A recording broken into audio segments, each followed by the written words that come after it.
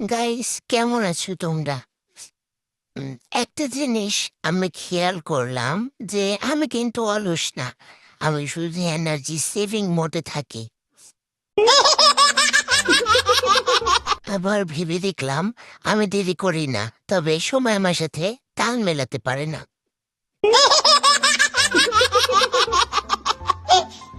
সকালবেলা ঘুম থেকে উঠে আমার প্রথম প্রেম মোবাইল। আবার একটা জিনিস চিন্তা করে দেখলাম, আমার লাইফে প্ল্যান আছে, শুধু এক্সিকিউশনটাই নেই।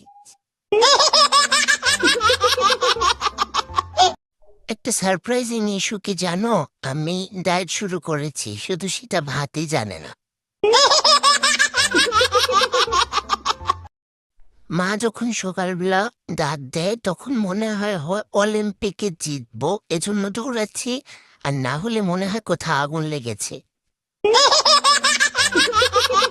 গাইস, মোবাইলে চার্জ 5%, আর আমার আত্মবিশ্বাস 100%। তাহলে বুঝো, আমার কথা শুনো।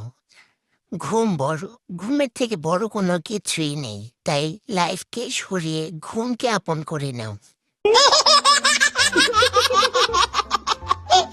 কখনো যদি যদি আমাকে চা খাওয়াতে যাও তাহলে জিজ্ঞাসা করবো না আমি লাল চা খাই না দুধ চা খাই। জিজ্ঞাসা করবে আমি চা মগে খাবো না জগে খাবো, চায় চিনি বেশি খাবো না কম খাবো, বিস্কুট দিয়ে খাবো না কেক দিয়ে খাবো। আমি লেট লিভার, শুধু সকালে না, সারাদিন। তো কথা বলতে বলতে দেখো আমাদের মাছ ভাজা আজকে নতুন একটা রেসিপি নিয়ে আসছিলাম। তো তোমাদেরকে বলতে পারি নাই, কথা ছলে ছলে। দেখা যাক কি হয়। তোমরা একটু ভালো ভালো কমেন্ট দিবা এবং আমার পাশে থাকবা আশা করছি।